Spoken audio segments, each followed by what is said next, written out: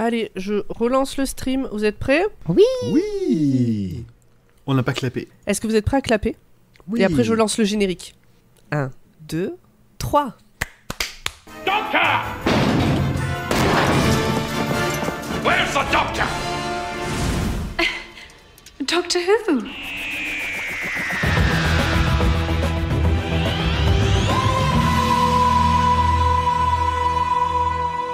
Bonsoir et bienvenue dans Dr Watt, le podcast où le Zu en noir fuyait à travers le désert et le pistolero format le suivait. J'ai la rêve. J'ai la rêve, elle est belle. Il est content. T'as inventé ça cet après-midi ou À après la notre seconde, là, à peu discussion près, là. ou... Ah. C'est ça le talent, ça s'explique Ben pas. oui, ça se saurait si je préparais les épisodes, voyons. Nous aussi. Eh ben oui. Tu peux peut-être dire d'où vient cette phrase ou tu veux faire croire que c'est toi qui as tout inventé ? Ah bah non, par contre, j'ai pas inventé. C'est une référence à la toute première ligne qui est devenue mythique du premier roman de La Tour Sombre, Le Pistolero. Il y a 7 tomes et c'est la toute première phrase. C'est la toute première phrase et c'est la... C'est quoi ? Allez, L'homme en écoutez, noir fuyait à travers le désert. L'homme en noir fuyait à travers le désert et le pistolero le suivait. Allez écoutez le roi Steven et la 19e Paladin. Voilà, comme il a dit. Bonsoir Voilà, tout le monde. ça. Bonsoir. Bonsoir. Alors, dans ce petit ardis virtuel, tout le monde va bien ? Très Oui. bien. Salut Format. Salut Grand Poil. Salut Pomme. Salut ! Salut Zu. Salut grand poil. Au moment où on enregistre, je ne suis pas partie en vacances. Au moment où cet épisode sort, je viens juste de revenir de vacances. C'est beau quand même, c'est le voyage dans le temps. Ah ça c'est intemporel, j'adore. C'est la thématique est Au respectée. moment où j'apprécie. cet épisode est enregistré, j'ai pas commencé mes cartons. Au moment où cet épisode sera diffusé, j'aurai déménagé. Mais t'auras toujours pas fait tes cartons. C'est beau le voyage dans le temps. Est-ce que je peux faire le même chemin que cet épisode, s'il vous plaît? Ce serait pratique. Ouais, j'avoue, ce serait pratique. Comme Le dans les shortcut. films. Dans les films, tu te mets les deux mains sur les hanches comme ça, tu regardes tes cartons, tu fais... Et hop, épisode suivant, t'es en train de les défaire dans ton nouvel appart. Non, et montage musical. Ouais, un petit training montage Parfait. juste pour le déménagement. Bon, de quoi on va parler ce soir ? De Doctor Who. J'aime bien lancer Pomme. Oh, I'm gonna regret this. Okay, right, first, general background.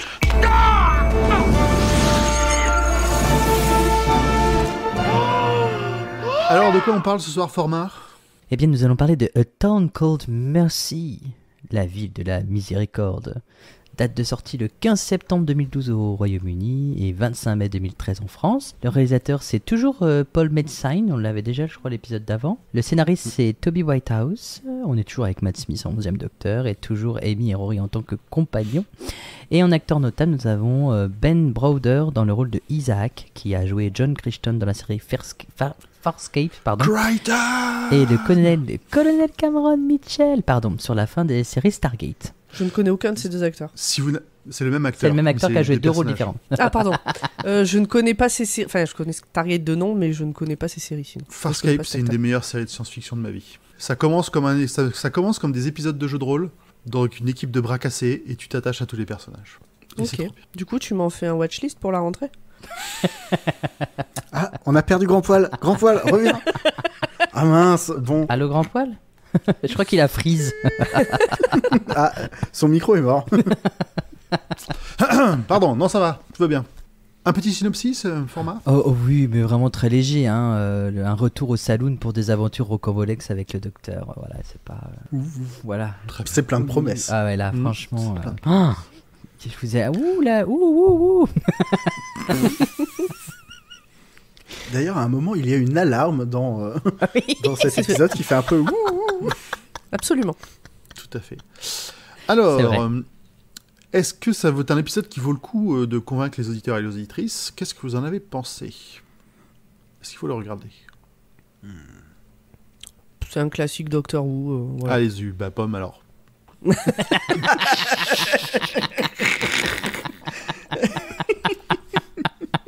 Bah, c'est un classique Doctor Who, voilà.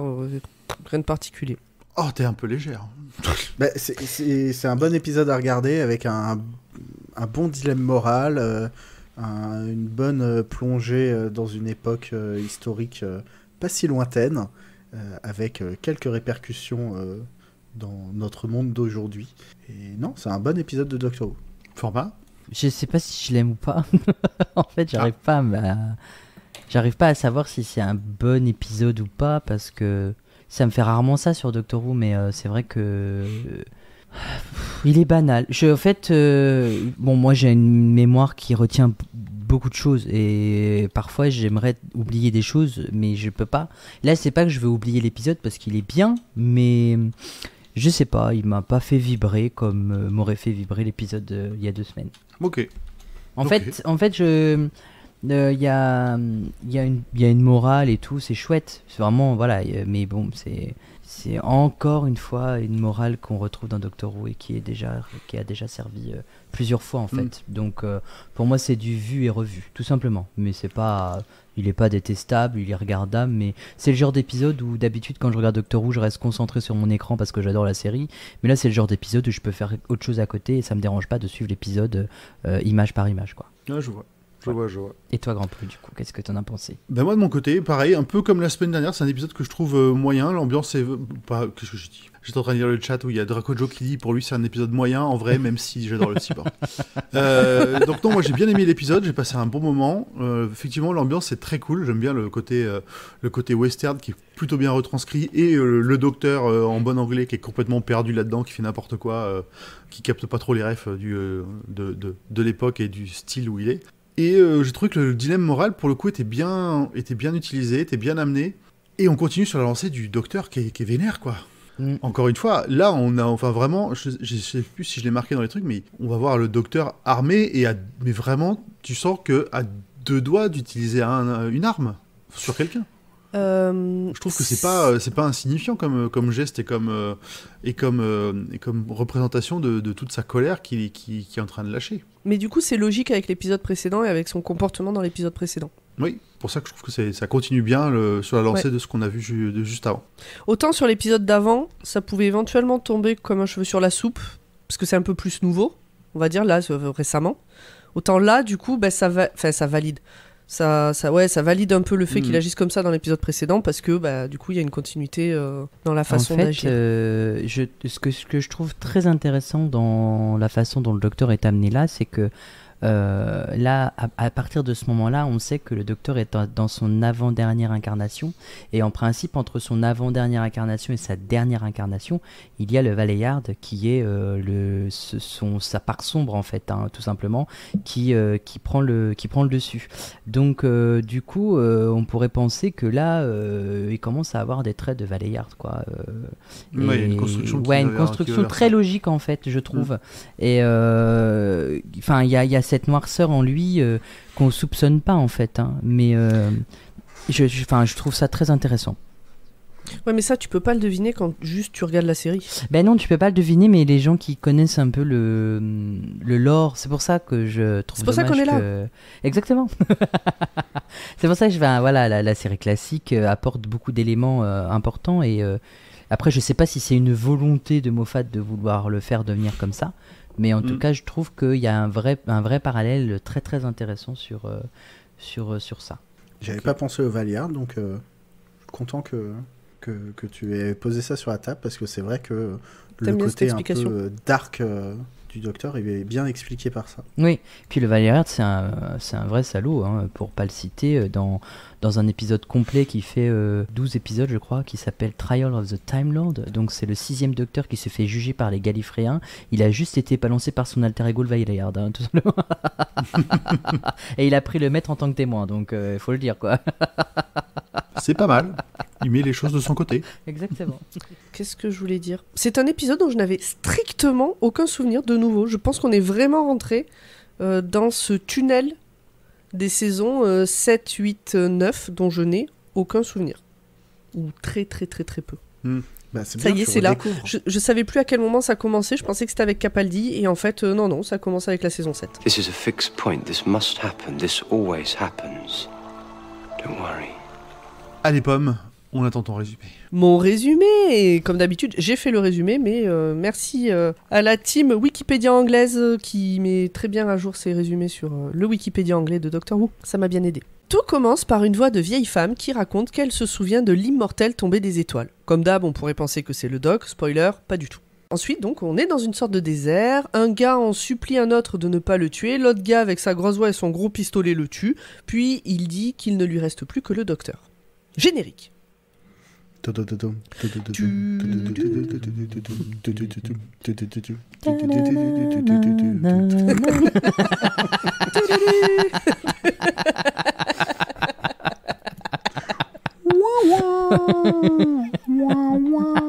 Exactement. Ah, c'est ça que je voulais faire. C'est celui-là que je voulais faire, j'y arrivais pas.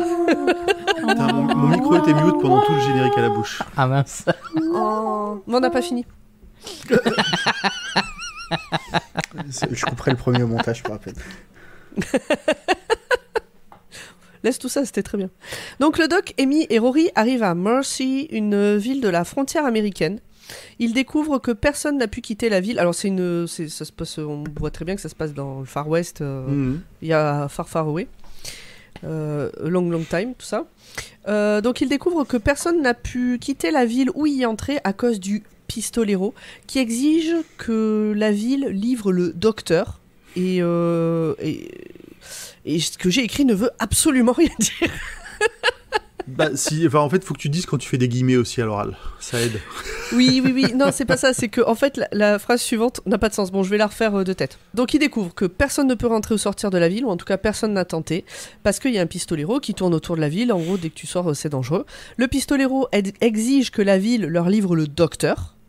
Et du coup, quand notre docteur débarque en disant « Bonjour, je suis le docteur, je suis un alien », bah, tout le monde, en gros, le met en joue et dit « Bah, c'est lui qu'il faut donner au pistolero ». Donc nous, on pense que c'est lui, un docteur alien, voilà. La ville pense que c'est lui. Et heureusement, il y a le shérif qui arrive, le marshal, je sais plus comment c'est dit en anglais, en français, ils disent le marshal. Il me semble bien. Ils disent marshal en anglais, mais ça veut dire shérif. Bon bref, le patron là, le patron de la ville il débarque et il dit non c'est pas lui, donc on va pas le donner au pistolero. Alors petit point, petit détail, la ville elle a l'air d'être entourée d'une espèce de limite tracée en bois. En bois et en pierre. Et même le dit, docteur le scanne. Le docteur scanne et il dit bah c'est du bois et de la pierre. Quand même, à ce moment-là, comme on sait que le tournevis sonique ne marche pas sur le bois, je me suis demandé, putain, il y a un truc, il va y avoir un truc avec ce truc-là. Non. Spoiler, pas du tout. Donc voilà, le shérif dit que c'est pas lui, le docteur alien que veut le pistolero, et pour cause, il l'héberge chez lui. Enfin, pas exactement chez lui, mais bon, vous avez compris l'idée, quoi. Le doc alien. En fait, donc on comprend très vite qu'il s'agit de Kaler Jax, qui est un scientifique extraterrestre qui s'est écrasé sur Terre des années plus tôt. Et les habitants de la ville donc l'ont sauvé à ce moment-là, et en échange, il leur a fourni de l'électricité, et surtout, il a stoppé l'épidémie de choléra. Parce que pour lui, l'épidémie de choléra, c'est un rhume. À l'époque du Far West, le choléra, c'était autre chose. Donc du coup, il a sauvé la vie à plein de gens. Donc le shérif de la ville, qui s'appelle Isaac, ne veut pas livrer ce sauveur, qui en plus est devenu son ami au pistolero, bien que la ville commence à être à court de vivres. Et en fait, chez Isaac, il y a toute une philosophie du type qui peut se résumer par la violence attire la violence. Donc, c'est pas en livrant il essaye d'organiser des parlementaires, de parler avec le pistolero, et plutôt que de résoudre tout en sortant les flingues. Non, mais c'est même pas le cas du reste de la ville. Au-delà de ça, ce qu'il explique, c'est que la guerre civile, c'est fini depuis 5 ans, que tout le monde est encore à cran, et que pour lui, livrer ce gars-là au pistolero serait un acte de violence et entraînerait la chute de toute la ville, parce que ça relancerait en fait tout un tas de violences et de trucs comme ça. Donc je trouve toute cette réflexion intéressante. Pendant que Rory et Isaac courent comme des lapins à travers le désert pour détourner l'attention du pistolero, le docteur se faufile sur Suzanne, qui est un magnifique destrier. Oui, il faut le préciser parce que cette phrase aurait été chelou. Cette phrase est bizarre en fait. Le docteur se faufile à l'extérieur de la ville sur Suzanne, qui est un magnifique destrier. Qu'est-ce qu'on disait il y a 2 semaines, le docteur sexualisé, tout ça. Donc il va chercher le vaisseau accidenté de Jax, il le trouve, et il découvre que en fait, Jax est l'un des nombreux scientifiques qui ont mené des expériences inhumaines pour créer des cyborgs sur leur planète, qui à l'époque donc était déchirée par la guerre. Le but était de précipiter la fin de la guerre en créant des armes vivantes invincibles. Donc voilà, c'est pour ça que le pistolero, donc, qui est un cyborg, existe. On comprend à ce moment-là que le pistolero donc, fait partie de ces personnes qui ne sont plus tellement des personnes Enfin, voilà, du coup, on peut en discuter. Est-ce que c'est toujours une personne? Est-ce que c'est toujours un humain? Alors, je sais plus s'ils disaient qu'ils faisaient des expérimentations sur des gens encore vivants ou ils prenaient des cadavres pour les réanimer en quelque sorte. Non, encore vivants. Donc, en fait, ils ont fait croire... C'était des volontaires. Ouais, c'était des volontaires. Ils leur ont fait croire qu'ils allaient vivre quelque chose et en fait, ils ont fait des expériences sur eux, quoi. Zu, on a vu ta blague. Si vous voulez savoir de quoi on parle, venez sur Twitch. Exactement. C'est une blague écrite dans le chat. Donc, le pistolero arrive à ce moment-là et il confirme la théorie du docteur selon laquelle il est l'une des expériences de Jex. Donc, le cyborg est une expérience de Jex. Le cyborg, c'est le pistolero, c'est une expérience. Il a cherché à se venger, il a tué tous les scientifiques qui ont créé ces cyborgs, sauf Jex, pas par pitié, mais parce que pour l'instant, il n'a pas mis la main dessus. Bien que sa programmation ne lui permette pas de faire du mal à des innocents, le pistolero prévient que Jex doit lui être amené, sinon il prendra des mesures plus radicales. Donc on découvre là que le pistolero, en réalité, ne peut pas tirer sur n'importe qui s'il n'est pas sûr de sa cible. D'ailleurs, quand il prend en joue les 2 lapins, là, au début, il tire, et après, il me semble que c'est là que sur son tableau de bord personnel, ça affiche que c'est pas sûr à 100% que ce soit Jex. Oui, et puis il y a l'alarme qui fait ouh, qui sonne au même moment aussi. Oui. Ça, c'est après, ouais. Le docteur revient en ville et entraîne avec colère Jex face au pistolero. Donc là, il y a toute une scène, il le chope. C'est vraiment en colère. Le docteur, il le sort de la limite de la ville pour que le pistolero arrive. Le docteur essaie de le rentrer, et c'est là qu'il le menace avec un pistolet. Et c'est là où... il le fout dehors de la ville et il le menace avec un pistolet pour pas qu'il re-rentre. Et vraiment, pour le docteur, moi j'étais choqué. J'étais vraiment choqué de le voir manipuler une arme comme ça, avec dans le regard, vraiment, il est à un cheveu d'appuyer sur la détente. Après, il a aussi un trauma assez vif du scientifique qui ont essayé de créer les guerriers ultimes, et ça a fini en poivrière.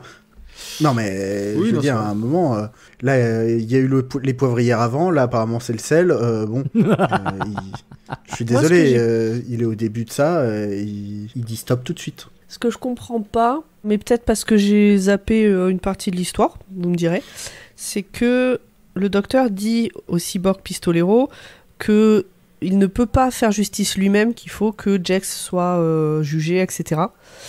Et puis là maintenant c'est ok. Mais parce que le docteur, c'est ok pour une pendaison sur dénonciation. En fait, il n'avait pas toutes les infos, le docteur, quand il a croisé au début, quand le cyborg voulait le... Bah si, il vient de regarder dans le... Non, dans le vaisseau, ça c'est avant en fait. C'est avant. Le fait qu'on ne peut pas juger un homme... Non, le côté où on ne peut pas juger quelqu'un avant de l'avoir... avant de le jeter, c'est avant en fait. C'est avant le fait qu'il ait découvert qu'il a commis des actes d'atrocité pour...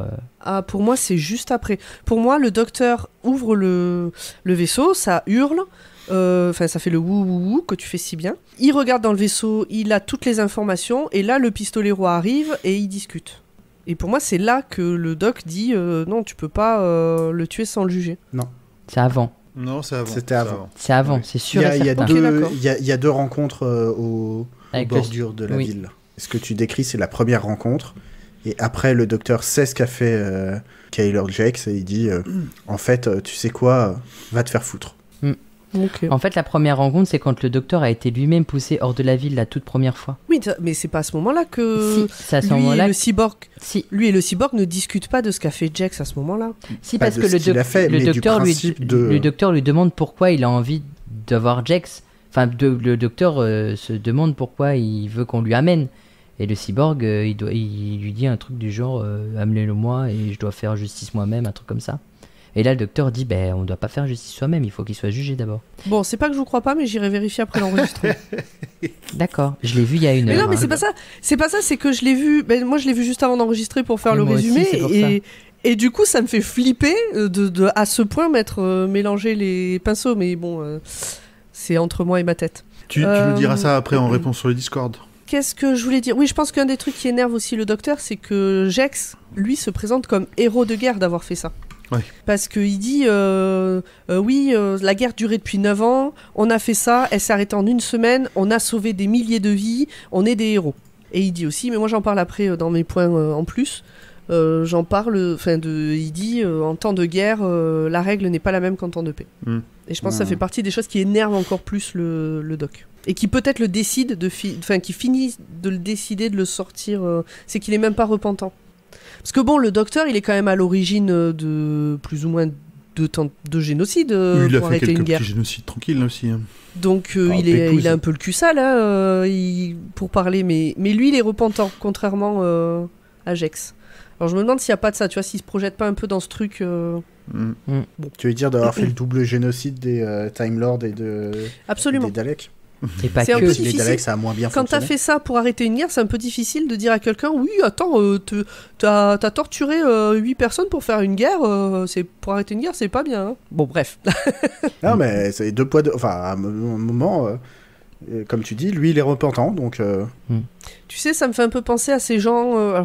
putain, j'aurais pas d'exemple exact, mais on va dire 2 personnes qui pourraient être à peu près pareilles, mais la première personne, pour surtout pas être associée à la deuxième, va en faire des caisses contre la deuxième. Ah ouais, oui, si je vois ce que tu veux dire. Surtout de pas... Enfin bon, voilà. Oui, donc le docteur le met dehors. Amy, à ce moment-là, essaie de le raisonner, de lui dire « Mais attends, tu fais quoi là ?» Et elle lui affirme que le doc a changé pour le pire après des mois de voyage en solitaire. Et ça, le fait que quand le docteur est seul, il fait que de la merde, c'est pas nouveau. Jex plaide qu'il s'est racheté, puisqu'il a sauvé cette ville, mais le cyborg s'apprête quand même à le tuer. Et à ce moment-là, il y a Isaac qui arrive, donc le shérif, qui pousse Jex hors du chemin, et il prend la balle mortelle à la place de Jex. Non. Bon, bah, il était sympa quand même, Bah oui, je l'aime Isaac. bien. Moment larmichette de l'épisode. Il avait une moustache un peu dégueulasse, mais sinon ça allait. Ouais, mais au moins c'était plus crédible que l'anglais de l'épisode d'avant qui était bien rasé dans la jungle, quoi. Tout à fait. Alors qu'il meurt, Isaac donne au docteur son badge de shérif et lui fait promettre de protéger Mercy. Le pistolero s'en va, avertissant qu'il reviendra chercher Jex demain à midi pile. Jex dit au docteur qu'il a des remords pour toutes les morts que son travail a causées. Je crois que c'est à ce moment-là peut-être qu'il parle de sa religion, non ? Oui. Et du fait que dans sa religion, on dit que toutes les morts que tu as causées te suivent dans ta mort. Sur Tu une les portes montagne. sur tes épaules. Voilà. Tu dois aller en haut d'une montagne et tu portes tous tes morts sur Sur tes épaules. les épaules, et que c'est pour ça qu'il veut surtout pas mourir. Les habitants de la ville exigent que le docteur livre Jex, mais il leur rappelle que la mort d'Isaac n'aurait servi à rien s'ils le font. Et donc du coup, ils élaborent un plan. Ils élaborent un plan en fonction de la ville, de ce qu'ils ont sous la main. Et lorsque le pistolero arrive le lendemain, des habitants portant des marques faciaux semblables, enfin une marque faciale semblable à celle de Un Jex. tatouage. C'est pas vraiment un tatouage, hein, c'est plus un truc collé, on dirait, sur le Oh, visage. Ça ça doit a l'air d'être une marque de reconnaissance, ça pourrait être un tatouage Ouais, extraterrestre. ça peut être T'as un quelques truc qu'ils reliefs. ont à la naissance. Ça se trouve, c'est un truc qu'ils ont à la Peut-être naissance, en aussi. fait. Peut-être. Mais en tout cas, il y a tout un groupe d'habitants qui vont s'enfermer dans l'église et tout un groupe d'habitants qui vont se faire cette marque et du coup courir un peu à travers la ville comme des lapins pour que que le pistolero galère un peu à savoir lequel est le bon Jex. Pendant ce temps-là, donc, Jex, lui, en profite pour courir à l'extérieur de la ville, rejoindre son vaisseau, puisque le but c'est de l'envoyer loin pour que le pistolero sache pas le retrouver. Mais au lieu de s'envoler, Jex dit au docteur qu'il est prêt à faire face à la justice dans l'au-delà et il provoque l'autodestruction du vaisseau avec lui dedans. Donc, en se suicidant, alors, du coup, il ne permet pas au pistolero de le tuer lui, mais en se suicidant, du coup, il arrête la quête du pistolero, puisque voilà. C'est ça. Il prend sa décision et le docteur est encore plus en colère parce qu'il n'accepte pas cette solution, comme il le dit, qu'Aller Jex choisisse lui-même sa punition. Oui. Il n'a pas été jugé, il essaie, enfin, c'est une façon de se repentir, mais c'est lui qui l'a choisi, c'est pas des filles. Il manque le côté j'ai été jugé par mes pairs ou un équivalent. Le pistolero, n'ayant plus de raison d'être, se prépare à voyager loin de la ville pour s'autodétruire. Vous êtes d'accord avec cette phrase ? Oui. J'étais pas sûre, oui. Si, Mais je le suis d'accord. J'étais pas avec sûre à cette 100%. Mais le docteur lui propose un nouveau rôle, et alors que le docteur Amy et Rory partent, le pistolero devient le shérif qui veille sur Mercy. L'histoire se finit par la voix de la vieille dame et on comprend que c'est une des enfants qui était dans la ville à cette époque depuis le tout début. Fin de l'épisode. Non, c'était pas sa fille, c'était sa grand-mère. C'était la petite la grand-mère fille, de c'est la la fille, grand-mère c'est de celle qui narre. Ah, ok. Voilà. Qui elle-même est déjà, Et déjà vieille, du coup, comme si ça s'était passé il y a 150 ans. Oui, c'est ça. Il y a juste Voilà. 2 points que je voudrais juste revenir. C'est le fait Mhm. que le docteur reconnaisse la race de Calorgex et qu'il soit fan de lui parce que c'est un scientifique génial et que dans leur pays, sur leur planète, ils font des inventions incroyables et que du coup après, il se en colère contre lui et je trouve ça super. Et il y a une scène aussi très poignante où le pistolero dit « Je viens à midi et je tue tout le monde si personne me donne Calorgex » et quand il rentre dans l'église, en fait, il peut tuer personne, donc il tue personne et il s'en va. Ça, c'est 2 scènes, je trouve, qui sont importantes. Il tue personne, pas par état d'âme, mais parce qu'il a été Mais programmé parce qu'il a pour ne été pas le faire. programmé pour ça, oui, exactement. Mais je Oui. pense qu'il a quand même il doit quand même avoir une pointe d'humanité qui lui reste, en tout cas dans l'humanité qu'on lui donne. Pour moi, il peu chercherait comme pas à se Robocop. venger s'il n'y avait pas encore de l'humanité en Bah lui. oui, voilà, c'est pour ça. Pour moi, La il y a vengeance, encore c'est quand de même l'humanité. très... Et puis c'est surtout la petite fille qui lui a fait ne pas tirer, parce que il l'a quand même regardé, hein, donc une histoire d'enfant, tout ça, quoi. Voilà, c'est tout ce que je voulais rajouter. Merci pour ces petites précisions. Avec grand plaisir. D'autres choses à rajouter ou on passe à la partie discussion? Passons à la partie discussion. Allez, zu. Et ben il lui reste un peu d'humain peut-être au fond à ce Robocop, et d'ailleurs ce Robocop, il est plutôt bien foutu, je trouve. Autant les dinosaures la dernière fois, ils étaient pas mal, autant là le Robocop, je le trouve assez clean à la fois dans son design. Bon, tu sais pas pourquoi il a des habits de cow-boy, mais ça, on passera. Mais non, et surtout, ses téléportations sont méga clean. Oui. Les FX ont changé, mais ça sera dans les infos en plus. Et puis là, c'est Comment ça, globalement ils ont du, changé à part effectivement les téléportations, c'est globalement du maquillage, donc c'est plus, je trouve que c'est plus facile à bien faire et à bien intégrer sur une personne, quoi. Et je trouve que la manière dont il est filmé fait que c'est d'autant bien. Oui. Quoi ? Je trouve qu'il est beaucoup filmé. En contre-plongée. Il me semble, il est en contre-plongée, ce qui lui donne un air immense, et par gros plan sur des petits bouts, ce qui fait que tu peux te concentrer sur un bout de maquillage qui serait extrêmement bien fait, et pas forcément sur des détails moins nickel autour, etc. Est-ce qu'il y a beaucoup de plans en pied du cyborg On en a quelques-uns, il a des grosses bobottes. Oui, il y en a quelques-uns, mais je sais pas, je trouve que la manière dont il est filmé, du coup, et en plus, lui donne encore plus cet aspect imposant. On est d'accord. Moi, je voulais revenir sur un point dont on n'a pas parlé dans l'épisode, c'est que, on l'a vu au précédent épisode un petit peu, mais il y a un truc un peu étrange, c'est les pauses que font les ponts entre chaque voyage. Alors, la dernière fois, c'est le docteur qui a mis 10 mois à revenir.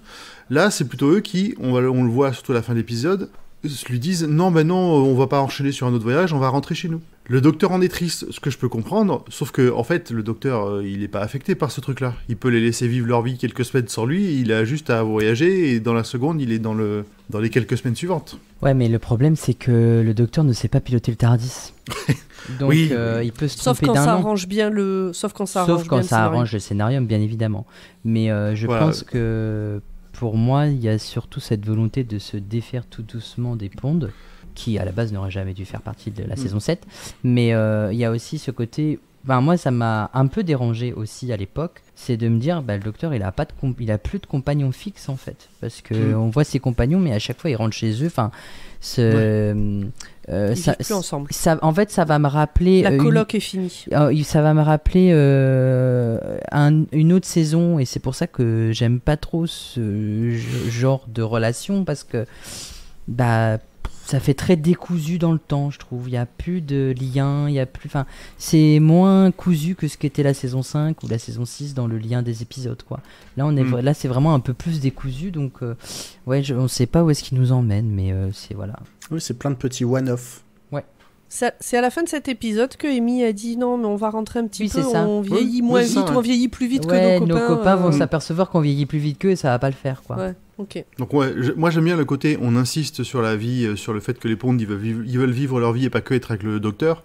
Mais t'es dans une série sur le voyage dans le temps, donc il y a toujours, tu vois, c'est le genre de choses où c'est toujours difficile, je trouve, sans sortir de l'épisode, de le gérer correctement. Mais en fait, ce qui est difficile aussi, c'est de se dire que là, on remarque très très bien que Moffat a du mal à lâcher ses personnages, quoi. Et jusqu'au bout, quoi, jusqu'au bout. Vraiment, là, c'est... Non, mais ça fait mal, je trouve que ça fait mal au duo, en fait. Parce qu'on les amène, enfin, c'est comme si on allait fouiller encore et encore. En fait, on a déjà tout raconté, l'histoire de Amy et Rory, donc en fait, il n'y a vraiment plus rien à dire. Et même Rory, j'ai l'impression que Bah, J'en parle plus tard. Enfin, voilà j'en parle plus quoi. tard. Enfin, mais ouais. Bon, je pense qu'on a déjà tout dit, tout fait avec eux et là c'est encore c'est remuer les fonds de la casserole quoi. Voilà. Vas-y, Pomme. Et ben moi je trouve que dans cette saison, Rory redevient le Rory bonnet un peu inutile de la saison 5 et je trouve ça nul à chier parce qu'il avait eu une très belle évolution de son personnage. Et là vraiment, il redevient, tu vois, il court, il fait le lapin de Garenne dans la pampa pendant que le docteur fait le héros sur Suzanne là. Ouais, mais tu vois, il sert à rien, il raconte même rien. Un peu pour Amy, hein, c'est vraiment un épisode du docteur, justement, pour accentuer le fait que c'est le docteur qui vit quelque chose. Les deux autres là sont là et subissent un peu plus que d'habitude. Après, alors, ce que ça peut par contre appuyer, c'est donc qu'on voit, comme on a dit, qu'ils se détachent, qu'ils voyagent moins ensemble, et que Amy lui dit, dès que vous êtes seul, vous faites que des conneries, quoi. Et du coup, qui peut expliquer aussi ce fait que, disons que ça peut justifier le fait que il y a toujours pas de terme à leur voyage ensemble parce que le docteur tout seul il fait que des conneries. Oui, mais qui dit qu'il est tout seul en vrai, parce qu'il voit River toutes les nuits, il voyage avec Nefertiti, il voyage avec Riddle, enfin je veux dire il a d'autres compagnons, il a d'autres vies en fait, chose qu'on ne voit pas, mais il y a que le scénario qui nous dit qu'il est tout seul, parce que pour moi le docteur ne voyage pas seul puisqu'il voit toujours River. Est-ce que dans la mesure où ils voyagent pas dans le même temps, River et lui ils voient toujours River là? Ah bah oui, pour moi oui. Oui. Pour moi oui. Tant que River n'est pas passé dans la bibliothèque, oui, il voyage toujours avec. Et je suis pas forcément d'accord avec ce que tu dis sur Rory, surtout après l'épisode qu'on a eu la semaine dernière où on montre que il est autonome, qu'il sait gérer, que il est préparé, que tu vois, il dit lui-même quand il y a ceux qui voyagent et qui ramènent des souvenirs à la con, moi je rapporte du matériel de soins des autres planètes, tu vois. Mais dans l'épisode dans l'épisode d'avant, il était bien.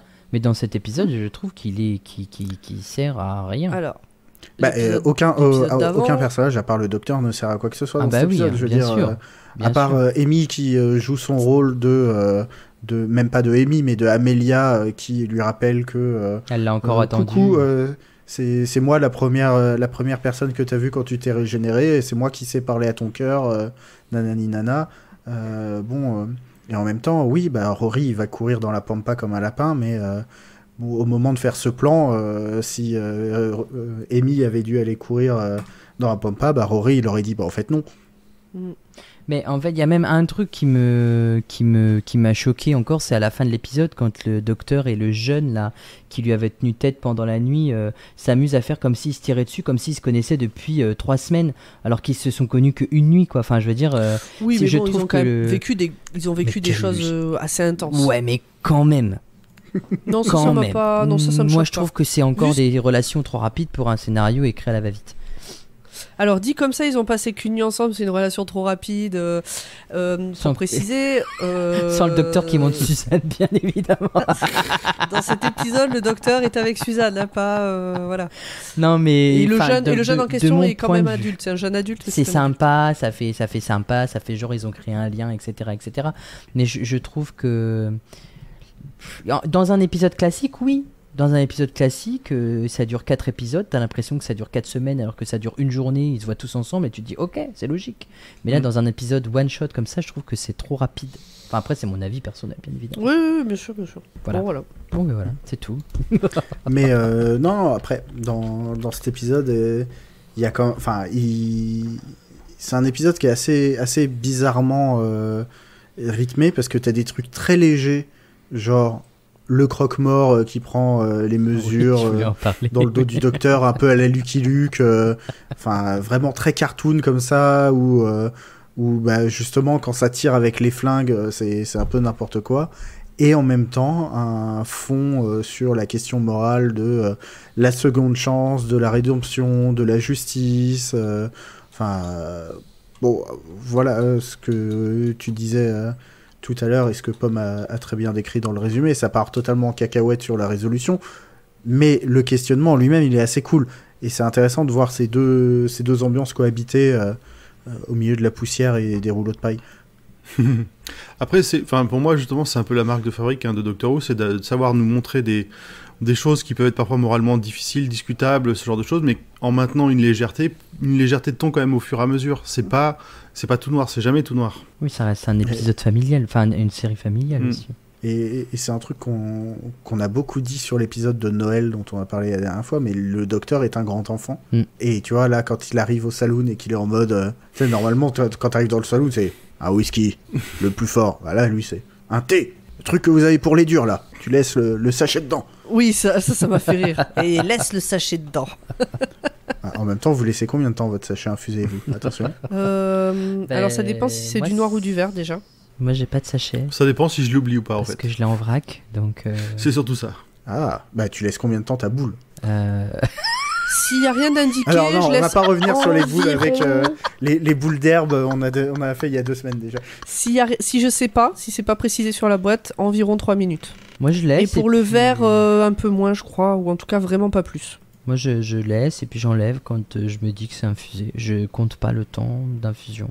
Quand j'habitais en Angleterre, je rendais mes collègues fous parce que globalement, je me faisais une matinée avec un sachet et je remettais de l'eau chaude. Ah oui, moi ça... Ah, ça oui. Oui, sauf Alors que je moi, laissais le c'est- sachet dedans tout le temps. Moi, mon grand-père, j'avais un peu fait mal au cœur de mon grand-père quand il m'avait vu faire ça. Parce que moi, je faisais ça parce que je trouvais débile de jeter un sachet qui peut être réutilisé. Et pour mon grand-père, le fait d'économiser un sachet de thé était un signe de grande pauvreté. Et donc, quand il m'a vu faire ça, il m'a dit mais tu en es là, ma petite fille, Enfin, il était prêt à me donner de l'argent pour me sortir de là, tu vois. Et j'ai trouvé ça extrêmement mignon et touchant de sa part. Alors, je lui ai expliqué. Ça l'a rassuré. Mais bon, voilà. Vraiment, ça lui avait brisé le cœur de se dire mais je peux pas la laisser dans cette situation, quoi. Voilà. Bon, on a passé beaucoup de temps à parler de thé, là. Oui, mais il J'ai fallait... réussi à placer une anecdote perso, ça va. Après toutes ces histoires de génocide, de ceci, de cela, il fallait revenir... fallait remettre les barres sur les thés. Ouais, donc juste pour dire que je suis assez d'accord avec ce que tu dis, Zu. Est-ce que je vais peut-être redire ce que tu viens de dire, du coup mais non, t'en as pas parlé encore, en fait, si. De la morale, oui. Vas-y, Si, on en a Si, parlé si, plusieurs fois. on en hein. a parlé plusieurs fois. Ah oui, et d'accord. t'as enchaîné sur le thé, du coup? Oui, Mm. mais tu peux dire que Ah, tu putain, rejoins Zu sur le point commun. Pas suivi du tout cette partie-là de la conversation. Donc Zu, je te rejoins. Je lis ce que j'écris. Comme souvent, Doctor Who amène un début de réflexion sur des sujets cruciaux. Ici, le scientifique a torturé des gens pour en faire des armes invincibles pour finir la guerre plus vite et donc sauver des milliers, voire plus, de vies. Il dit, en temps de guerre, les règles ne sont pas les mêmes qu'en temps de paix. Les lois, c'est sûrement vrai, mais les règles morales et éthiques, qu'en pensez-vous ? Eh ben, déjà, moi, je vais penser en termes de ponctuation. Je trouve qu'il y a un point et une virgule qui aurait dû être inversé. Tu vois, tu as Oui, écrit c'est possible. « Je rejoins Zu sur ce point, point. Comme souvent, virgule, Doctor Who. » Alors que non, c'est « Je rejoins Zu sur ce point, virgule, comme souvent, point. » Doctor Who, mais...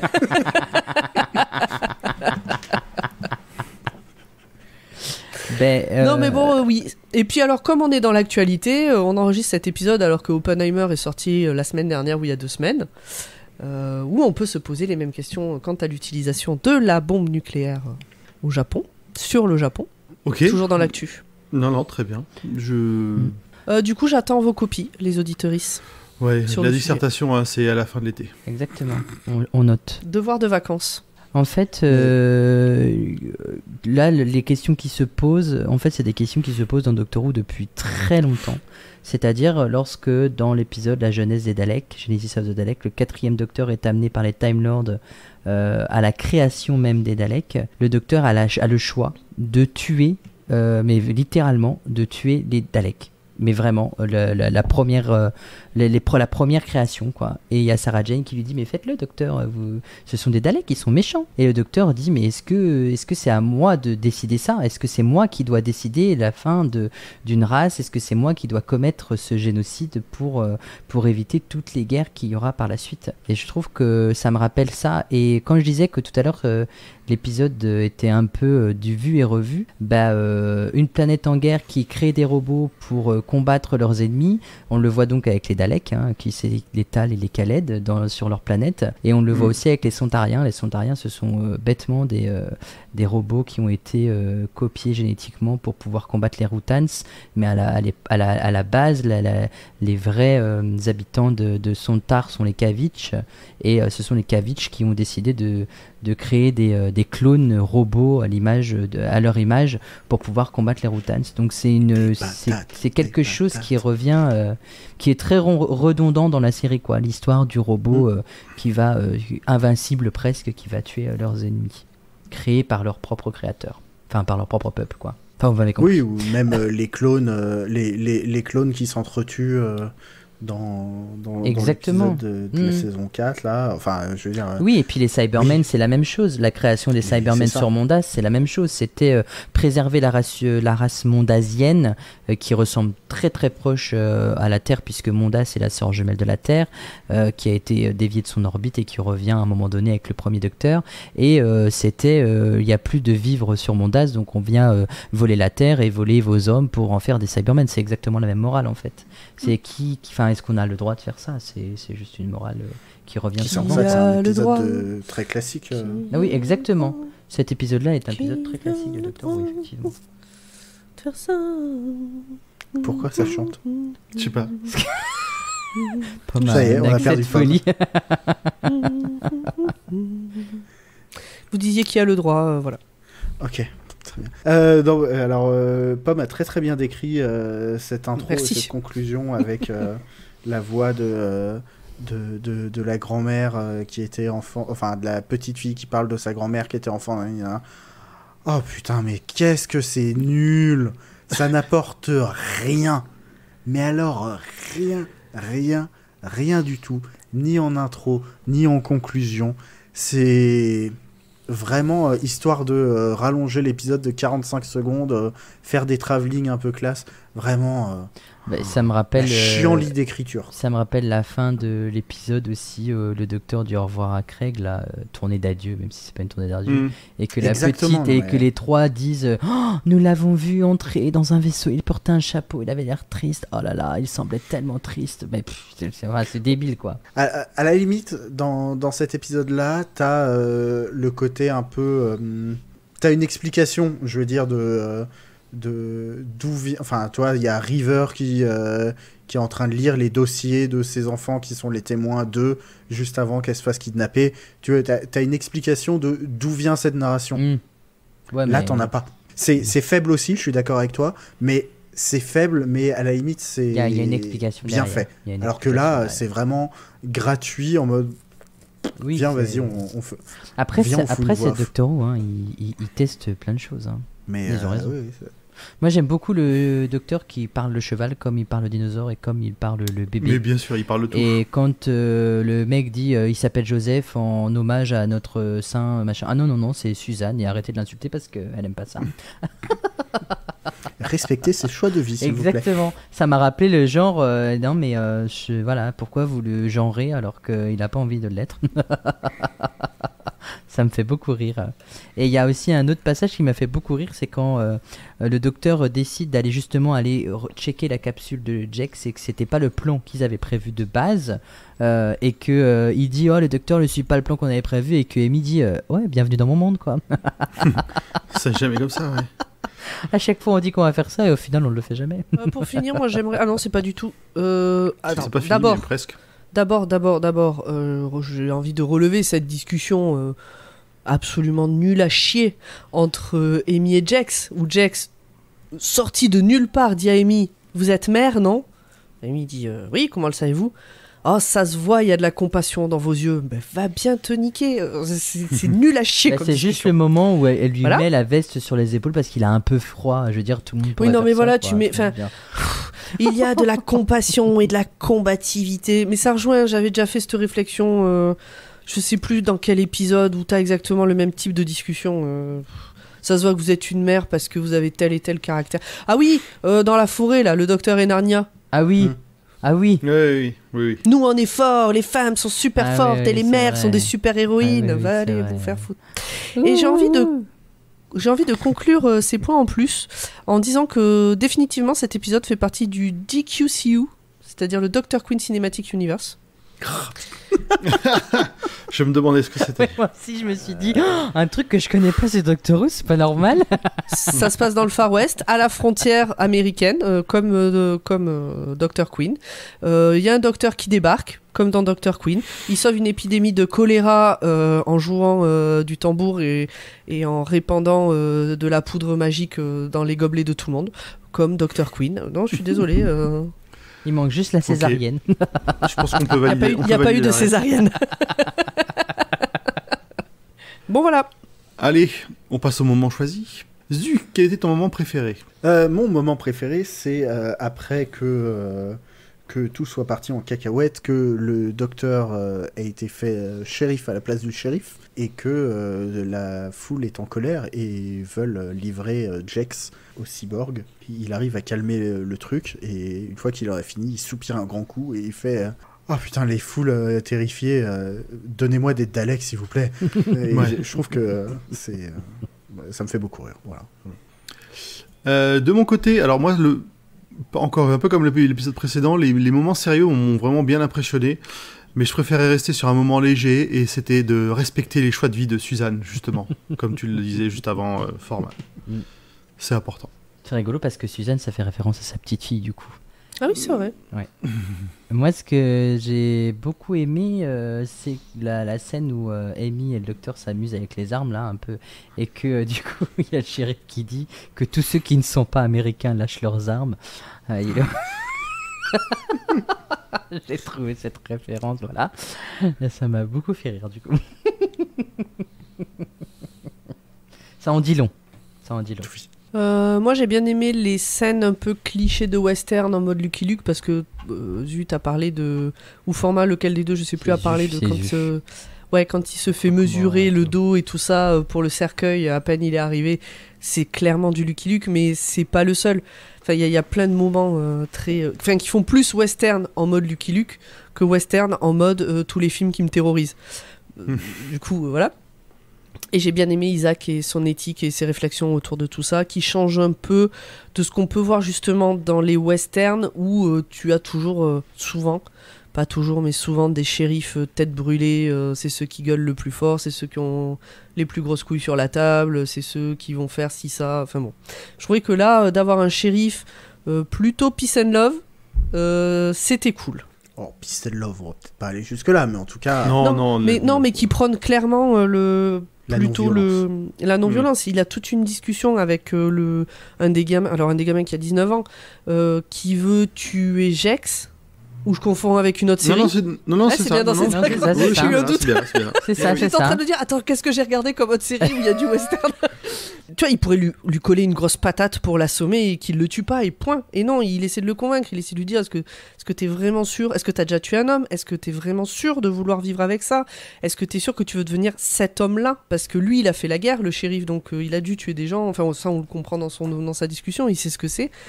Et de dire que c'est pas la seule façon de devenir un homme, et que c'est une façon de devenir un homme, mais est-ce que c'est vraiment la façon dont on a envie de devenir un homme, et de garder ça, et de le porter, et de machin. Vraiment, j'ai beaucoup aimé le traitement d'Isaac. C'est même le docteur Et qui sa lui dit, parce moustache. que le shérif est mort à ce moment-là. C'est le docteur qui lui dit tout ça. C'est le docteur qui Ouais, dit tout ça? c'est le docteur Ah bah qui lui dit. putain, est-ce je que suis vous déçu, j'étais avez- persuadé que c'était Isaac. Ouais, non, le Isaac était déjà mort. En fait, c'est au moment où ils veulent que le docteur livre Jex. Oui, mais La c'est nuit. son héritage. Bah oui, c'est son héritage. C'est l'héritage d'Isaac. Ce qui ferait une très très belle série biblique. Avec Judas dans le rôle principal. Exact. Là, c'est trop pointu pour moi. No, hang on, shut up. Wait. I missed it. I saw it and I missed it.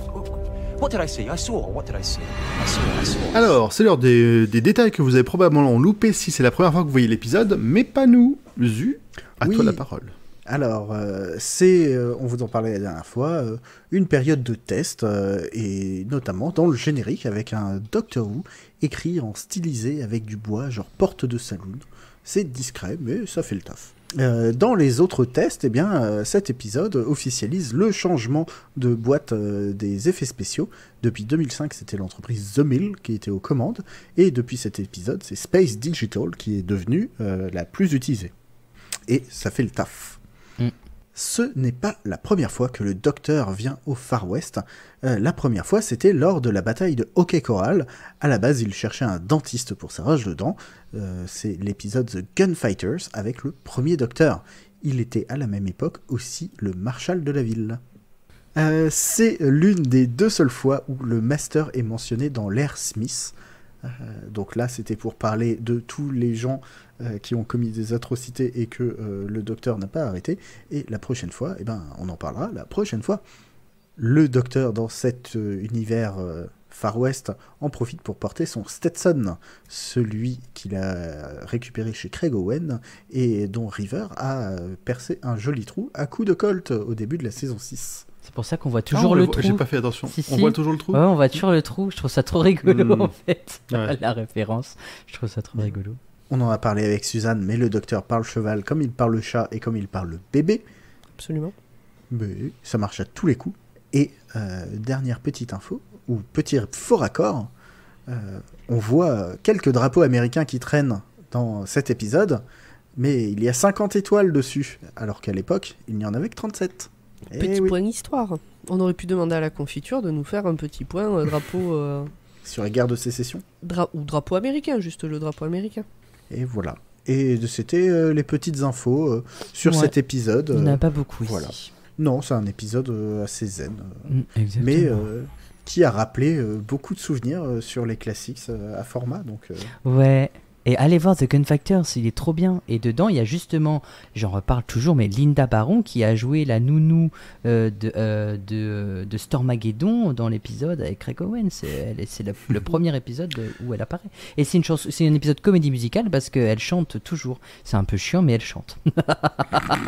Alors, juste avant d'en finir, dans le chat, on nous dit qu'il y a encore un problème avec des ampoules qui éclatent.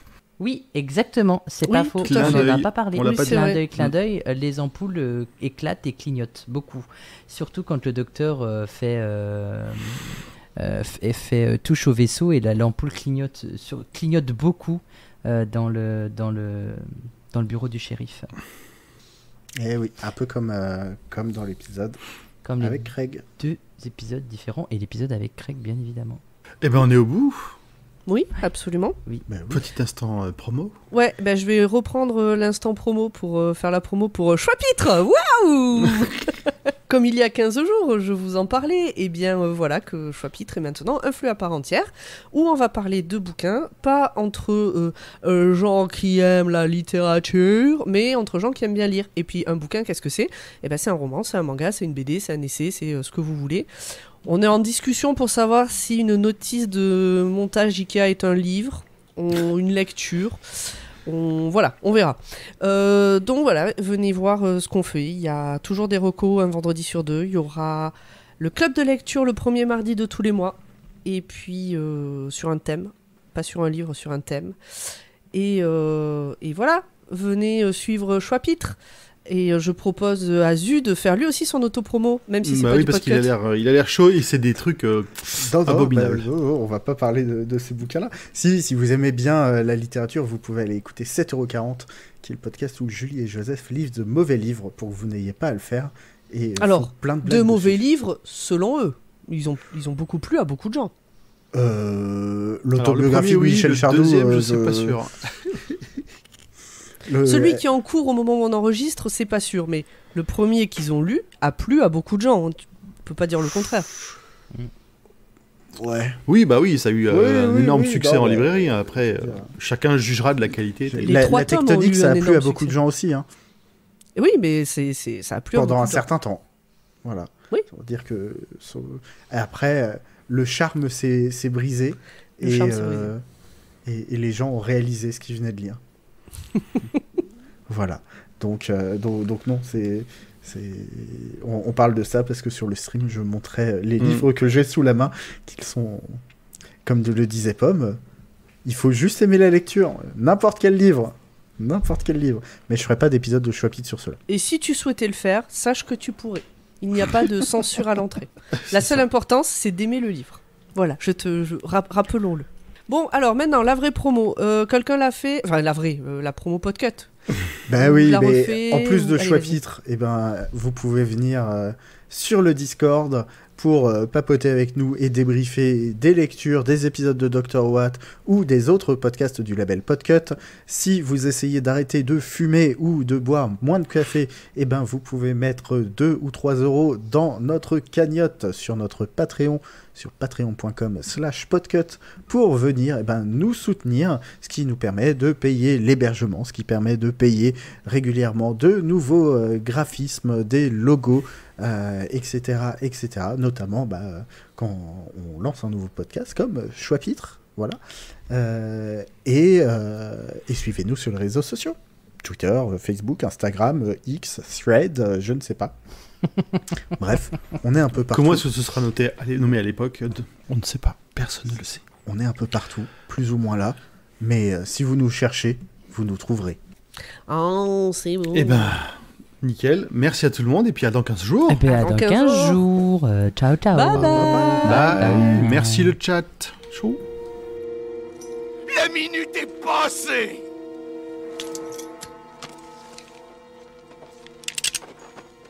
J'espère que t'as fait ta prière, Maréchal Ferrand. Je suis là, Tannen. Je croyais qu'on pouvait régler ça en homme, Tannen. T'as mal cru, piéton. Tout commence. Pardon. Je vais même reboire un petit coup d'eau. Écoutez. Résumé de pommes, 2e. Je sors d'un gros Action. rhume, je fais de mon mieux.